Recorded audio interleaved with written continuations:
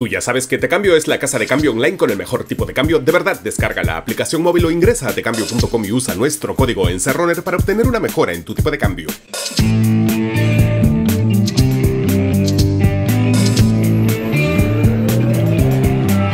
Hola, soy Marcos Cifuentes, bienvenidos a La Encerrona, tu mini noticiero en pandemia. Hoy es martes 22 del 2 del 2022.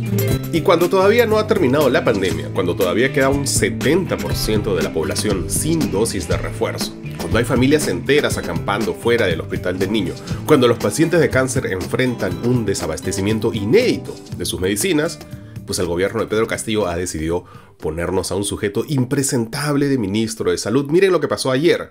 Lo que están viendo en este video es la grabación de una integrante del personal de salud del Hospital de Emergencias de ATE, a la que le echaron llave cuando el ministro Condori fue a visitar el local. El periodista Luis Villa difundió varias grabaciones en las que se aprecia que no dejaban salir a los médicos. ¡Que deje salir! ¡Está echado allá! ¡Está echado acá! ¡Está echado en todas partes! En una de ellas se ve que no dejaban ingresar a una madre para dar de lactar a su bebé. Va a pasarlo, señora, para que le dé de lactar a su bebé. Por supuesto, después la directora general del Hospital de Emergencia de ATE, Shirley Monzón, negó que hayan encerrado a sus trabajadores y dijo que ellos habían querido salir por una puerta que no le correspondía por los protocolos del COVID, ¿no? Pero los médicos en realidad lo que están demandando es que se unan el viejo y el nuevo hospital. Tienen demandas, pero el ministro había ido a sacarse fotitos, no a que protesten en su cara. Esas protestas no contribuían a su escenificación, pero al final hacerles la encerrona no evitó que el ministro sea abucheado por algunos trabajadores y tuvo que dar declaraciones encerrado en una oficina. El ministro Condori ha sido puesto allí claramente para utilizar de manera política el Ministerio de Salud. Por eso se esfuerzan en crearle esta aura de popular, por eso ocultan las protestas contra él y por eso ocultaron hace poco también un tuit. Borraron un mensaje en Twitter que tenía un trasfondo del uso político que le quieren dar al Ministerio de Salud. Ese tuit, pues la verdad es que nadie se dio cuenta que había sido borrado, pero nosotros le vamos a contar la historia. Para eso tenemos que hablar de la huelga de tecnólogos médicos que afecta a eSalud hace ya casi un mes. ¿A qué se dedican los tecnólogos médicos? Pues al análisis de los laboratorios, las terapias físicas, las radiografías, entre otras cosas. Su paralización ha afectado pues a casi todos los servicios del alicaído Seguro Social, excepto los relacionados con la pandemia, como lo ha podido comprobar Alessandro Azurín en un informe para el portal Sudaca. ¿Por qué están protestando? Lo que el sindicato pide es la creación de una unidad orgánica para su especialidad en los establecimientos de salud, ¿no? Para mejorar su capacidad de respuesta, y eso supuestamente les permitirá distribuir mejor su personal, rotarlos, definir descansos y de paso ver la dimensión de la brecha laboral. De hecho, ellos alegan que la ley de los tecnólogos médicos pues menciona la necesidad de la creación de esta unidad, pero hasta ahora eso no se ha implementado. Sudaca señaló que la red prestacional Sabogal pidió una evaluación interna y esta arrojó que 138 tecnólogos del Hospital Nacional y 236 del resto de centros médicos tienen que brindar una infinidad de servicios para los que simplemente no se dan abasto. Ahora bien, todo esto suena pues a un reclamo razonable, pero la solución no es tan sencilla. Es cierto que los tecnólogos tienen una carga laboral insólita, pero eSalud también ha emitido un informe técnico que concluyó que la creación de una unidad orgánica duplicaría las funciones de los jefes de servicios actuales. O sea, básicamente estaríamos inflando más al Estado. Es decir, el remedio propuesto por el sindicato pues sería peor que la enfermedad. La creación de esa unidad todavía es una discusión dentro del Estado, pero el sindicato de tecnólogos ya se ganó el padrinazgo de los congresistas del oficialismo Waldemar Cerrón y Edgar Tello, además de la congresista aliada de Juntos por el Perú, Isabel Cortés. ¿Por qué? Porque tengamos en cuenta que este es un gobierno casi sin apoyo popular y busca su fortaleza en los sindicatos, tengan o no tengan razón en sus reclamos.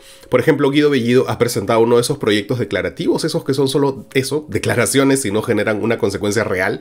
Bueno, Bellido presentó un proyecto declarativo para que sea de interés nacional la promoción de la profesión de tecnología médica, una cosa que no sirve de nada salvo para avisarnos de cómo se están alineando las fuerzas. Ahora bien, el reclamo del sindicato de tecnólogos médicos pues va hacia eSalud, que está bajo la jurisdicción del Ministerio de Trabajo. Pero, para que vean para qué han puesto allí al ministro Condori, pues el Ministerio de Salud ya se metió. El 15 de febrero el sindicato se reunió con él y 3 días después, el viernes de la semana pasada, la cuenta del Ministerio de Salud tuiteó esto. El MINSA se reunió con el Colegio de Tecnólogos Médicos del Perú para impulsar la implementación de la Unidad Orgánica de Tecnología Médica en los establecimientos de salud. Esto en cumplimiento de la Ley 28456 que permitirá visibilizar las actividades del tecnólogo médico. Por supuesto, se dieron cuenta que este tuit básicamente lo que estaba haciendo era adelantar la opinión del Ministerio de Salud en medio de una discusión que todavía no se acaba dentro del Estado y terminaron borrando el tuit. Como este es un tema pues muy especializado, poca gente se dio cuenta y menos aún se dieron cuenta de la jugada política debajo de ese tuit borrado. Pero ese tuit estaba adelantando cuál va a ser la decisión del MINSA. Una decisión que tendría que ser técnica y no política. ¿Por qué el MINSA alegó que va a impulsar algo que un informe de salud dijo que ya duplica funciones? Ojo con el argumento principal del tuit borrado es que crear la famosa unidad, la que quiere crear el sindicato, supuestamente sería cumplir con la ley. Le preguntamos a nuestras fuentes dentro del propio Ministerio de Salud si esto tiene sentido y nadie entiende por qué tuitearon eso cuando este tipo de discusiones, que son básicamente logísticas, no van en las leyes. El problema con el sector de tecnólogos médicos es que agrupa personas de carreras que no se parecen entre sí, o sea, sí son de la salud, pero tienen funciones muy distintas: laboratorio, radiología, rehabilitación, terapia de lenguaje, terapia ocupacional, optometría.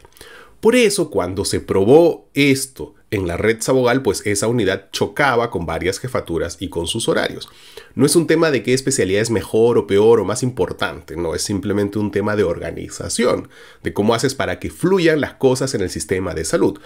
Nuestro sistema de salud ya es suficientemente complejo, abultado, enrevesado, como para que el doctor Agüita, nuestro ministro de Salud, termine tomando decisiones políticas solo porque quiere unos puntitos políticos con los sindicatos.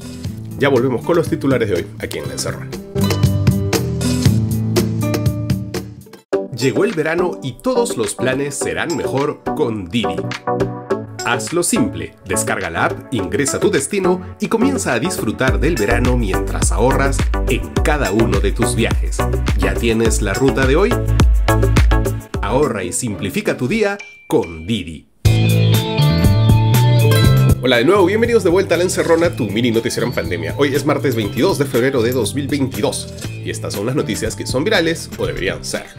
Y ayer Pedro Castillo calificó de chiste a la prensa y se negó a responder por la doble versión que le dio a la fiscalía. Un periodista le preguntó si le había mentido al país en sus declaraciones ante la fiscalía en los casos de Provías y en el caso de los ascensos en las Fuerzas Armadas.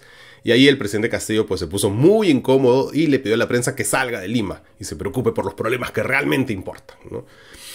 Podemos estar de acuerdo con el presidente en que la gran mayoría de medios pues no hace el mejor trabajo realmente, ¿no? Pero si un presidente en funciones le dice una cosa a la gente públicamente en una entrevista como la que dio a CNN y luego niega eso mismo que dijo ante CNN en la fiscalía, pues no es un chiste, ¿eh? Es bien delicado mentirle a la justicia, sino que Castillo se mire en el ejemplo de Ollanta Humala, cuyo juicio se inició ayer. Parte de las desgracias de Humala y de Heredia se iniciaron con el afán de ocultarle información a las autoridades. O sea, presidente, mentirle a la fiscalía es pésimo negocio. Después no diga que no se lo advertimos. Hablando de eso, ayer se inició el juicio oral contra Ollanta Humala y Nadine Heredia. La fiscalía va a presentar hoy sus alegatos. Los dos son acusados por los presuntos aportes irregulares procedentes de Venezuela y de las empresas brasileñas Odebrecht y OAS para financiar las campañas del 2006 y del 2011 respectivamente. Es el primer juicio de esta magnitud con un vínculo con el caso Lava Yato, pero no va a ser el último. Y anoche la ex viceministra Fabiola Caballero, cuya carta de renuncia les leímos ayer, denunció que las designaciones en el Viceministerio de Transporte fueron con criterios políticos. Caballero habló en exclusiva con el programa Nada está dicho de RPP con Jaime Chincha y aseguró que esas designaciones en las direcciones de esa instancia durante su gestión fueron determinadas por otras instancias en las que se priorizaron criterios extratécnicos y políticos. Me enteraba de tales designaciones muchas veces por las resoluciones cuando tales se emitían o se oficializaban, dijo. Ojo que esta es pues otra razón de las renuncias masivas de funcionarios que están ocurriendo. Algunos dicen, oigan, que se queden a pelear desde dentro. Ya no. Cuando tú tienes un cargo público, tienes ciertas responsabilidades y si alguien más mete la pata, tú puedes terminar enjuiciado. Por eso es que la señora Caballero ve todo lo que estaba pasando y dijo, no, hablaos, nos vemos, yo no fui porque no quiere terminar enjuiciada, ¿no? Y así como ahí hay decenas de funcionarios que día a día se están yendo, se está desmantelando el Estado peruano. Y hablando del Estado como chácara del gobierno, hay un caso interesante de nepotismo destapado por Alonso Ramos de Sudaca. El hermano de la vicepresidenta Dina Boluarte, Wigberto Boluarte, fue contratado como asesor principal en el municipio de Pueblo Libre en agosto del año pasado. Esto va en contra de la ley de contrataciones del Estado que prohíbe trabajar en el Estado a parientes de determinados funcionarios hasta el segundo grado de consanguinidad. Ojo que esto aplica incluso si estás en una jurisdicción completamente distinta como pueden ser un ministerio y el gobierno nacional. Hasta ahí dirán, bueno, ya pues es un tema menor, ¿no? Un contrato en una municipalidad. No. Es que no es solo un contrato nomás, es un trueque. Wigberto Boluarte llegó al municipio para ocupar el cargo que tenía entonces Enrique Vilches, que hoy es secretario general del MIDIS, la cartera de Dina Boluarte. O sea, hicieron el cambiazo. Yo me jalo a tu secretario y en su lugar tú pones a mi hermano. Este señor Vilches fue asesor del alcalde de Pueblo Libre desde enero del año pasado hasta agosto de ese año y ahí entró el hermano de la vicepresidenta. Incluso al hermano de la vicepresidenta, a señor Wigberto Boluarte, se le aumentó el sueldo. O sea, se aumentó el sueldo a ese puesto cuando él entró. De 8.370 soles pasó a 9.300. Según el alcalde de Pueblo Libre, Stefan Haas, que es de Acción Popular, no hay ningún impedimento para contratar al hermano de la vicepresidenta, pero Sudaca consultó con la abogada especialista en contrataciones, Cecilia Ruiz, y ella lo desmintió. UNCAS también tiene la prohibición. Y hay más contratos con familiares. El domingo el programa Panorama reveló que Bianca Gallardo, la hija de Javier Gallardo, el ex comandante de la policía, el hombre por el que Pedro Castillo gatilló la última crisis política, pues esta señorita consiguió su primer trabajito nada menos que en Petroperú, el organismo controlado por Hugo Chávez. La hijita del general, que acaba de terminar la universidad, fue contratada con un sueldo de más de 6.000 soles. Bianca fue nombrada en un cargo temporal dentro de Petroperú solo un mes después de que la designación de su padre como alto mando policial se diera y pese a que recién inició el proceso para ser declarada egresada de la universidad en la que estudió Administración y Gerencia. De acuerdo con su perfil de LinkedIn, actualmente la hijita de Gallardo es la supervisora de personal y bienestar en Petroperú, un cargo en el que se desempeña desde hace 5 meses, como reveló Panorama.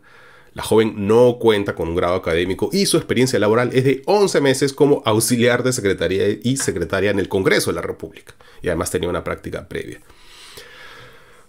Y cerramos con 2 internacionales bien importantes. La primera es que ninguna mujer colombiana va a poder volver a ser juzgada por interrumpir su embarazo hasta la semana 24. Ayer la Corte Constitucional de Colombia decidió por 5 votos contra 4 retirar el delito de aborto del Código Penal hasta la semana 24. Ayer las colombianas salieron pues a las calles a festejar y había gente que decía, oye, mira qué malas, ¿no? ¿Cómo festejan que van a matar a los niñitos? Ellas están celebrando porque no van a morir ellas. En Colombia, como en el Perú y en cualquier país en el que el aborto esté penalizado todavía, las mujeres con plata abortan cuando les da su gana, mientras que las pobres se juegan la vida y muchas veces la pierden. Con esta decisión, una vez más, el Perú queda como un lunar antiliberal en Sudamérica, junto a Bolivia o a Venezuela, países a los que muchos conservadores no se quieren parecer, pero ellos persisten en que nos sigamos pareciendo. Y como predijeron muchos analistas, pues al parecer Putin efectivamente esperó el final de las Olimpiadas de Invierno de Pekín para lanzar su ofensiva contra Ucrania. El presidente chino Xi Jinping es muy cercano a Putin, se van de paseo, se regalan tortas, ¿no? Una cosa loca. Entonces las Olimpiadas terminaron el domingo y el lunes, como un reloj, apareció Putin a dar un discurso de 1 hora, un discurso con una carga imperialista bien fuerte. El presidente ruso ha anunciado que va a desplegar tropas en las regiones separatistas de Donetsk y Lugansk en Ucrania tras reconocer la independencia de las que llamó las repúblicas y que dice que es una misión de paz, ¿no? Además, los rusos ya hace años ocupan la península de Crimea. Varias fuentes aseguran que el despliegue de efectivos rusos ya había comenzado y de hecho durante el fin de semana se habían visto varios bombardeos y disparos al menos en Donetsk y ya todos en Occidente asumen que lo de ayer pues es el primer paso de la invasión a gran escala del que la inteligencia occidental venía advirtiendo. Vamos a ver qué pasa. Estos fueron los titulares de hoy, ya volvemos con los cuidados aquí en La Encerrona con Marcos y Fuentes. Hay mucha muchas cosas por las que debes esperar mucho. Tu sueldo, buenos políticos, que Perú vuelva al mundial. Pero nunca tus libros. En Buen Salvaje enviamos tus pedidos al toque y nunca llegan solos. Encuentra tu libro ideal. Literatura, ensayo, infantiles, juveniles, espiritualidad, empresa. Lo que quieras, lo tenemos. ¿Qué esperas para conocer la librería en línea más rápida del Perú? Buensalvaje.com. Libros para todos.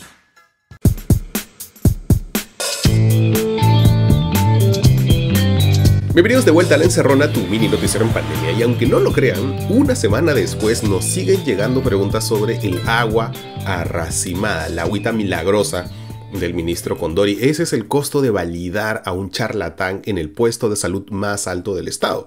Si lo mantienes allí, terminas validando, oficializando sus declaraciones más absurdas.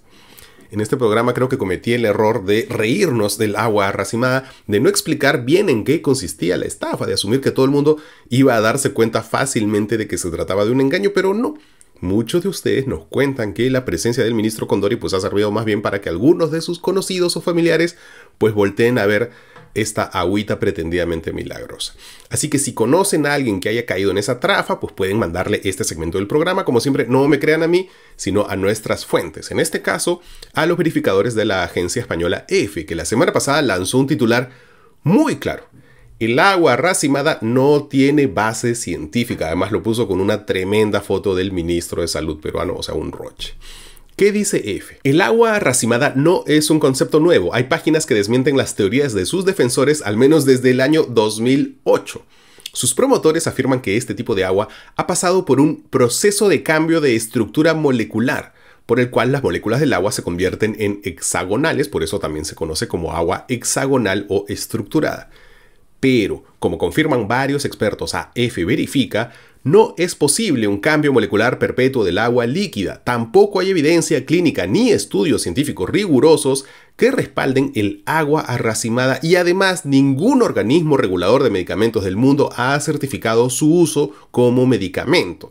Y miren todos los expertos que ha consultado EFE, apunten. El director de investigaciones de la Facultad de Medicina de la Universidad de los Andes, Colombia, Luis Jorge Hernández, niega a EFE Verifica la validez científica del agua arracimada y la cataloga de producto pseudocientífico. También remarca que no hay estudios analíticos o experimentales en humanos ni evidencia de su eficacia en estudios epidemiológicos. Por otra parte, el profesor Marcelo Alarcón, académico del Departamento de Bioquímica Clínica e Inmunohematología de la chilena Universidad de Talca, manifiesta que no hay base científica que apoye que, con un determinado proceso, toda el agua se organice en estructuras de hexágono perpetuas. Las moléculas del agua están en constante movimiento, eso significa que su estructura cambia con frecuencia. El profesor Xavier Jiménez Font, profesor titular del Departamento de Ciencia de Materiales y Química Física y miembro del Instituto de Química Teórica y Computacional de la Universidad de Barcelona, explica en un artículo que rebate los argumentos a favor del agua arracimada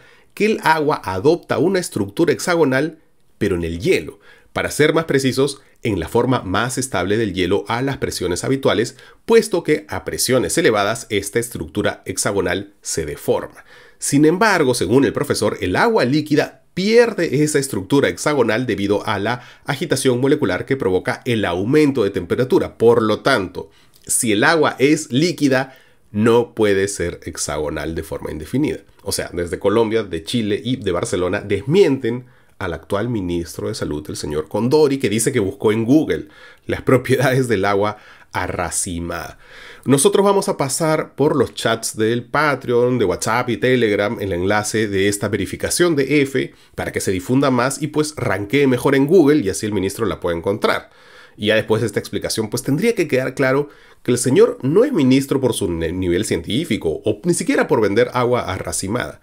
Él es ministro por su agua acerronada, que es distinto. No hay tiempo para más. Recuerden que La Encerrona está libre de derechos. Llévensela a sus radios y televisoras locales y búsquenla en YouTube, Instagram, Facebook, TikTok, Spotify o donde sea que escuchen sus podcasts con el hashtag La Encerrona y rótenla con su familia, con sus amigos que cayeron con el agua arracimada, con ellos también, porque La Encerrona es gratis y es gratis gracias a todos los que yapean, los que plinean, todos los miembros del canal de YouTube y todos los que se han suscrito al Patreon, que es una plataforma muy segura de usar, muy fácil. Inténtenlo y por si acá, hoy al mediodía, hoy en punto, en nuestro muro de Patreon y en nuestro muro de la comunidad de YouTube, solo para los suscriptores vamos a poner un link para que se inscriban y puedan entrar a un sorteo para una función exclusiva el viernes 4 de marzo de Batman, una función gratis exclusiva para nuestros Patreons y para nuestros miembros de la comunidad de YouTube. Ya saben, hoy al mediodía tienen que entrar al toque y poner sus datos en ese link.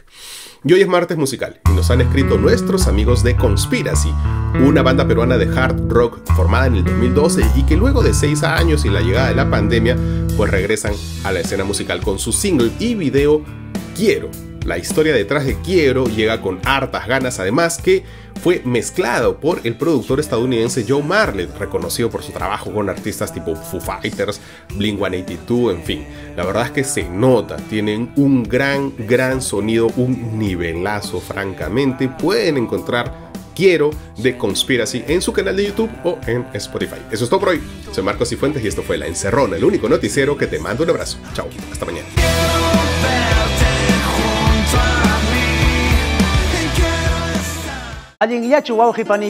Clase Popular y La Encerrona presentan curso de quechua urgente. Mi lengua originario es quechua. Toda mi familia somos de quechua hablantes. Marlene Quispe, quechua hablante experta por la Universidad Nacional Mayor de San Marcos. 10 módulos, materiales extra, reuniones para consultas con soporte en castellano y certificación. ¡Tuparanchicama! Nos vemos. Tuparanchicama.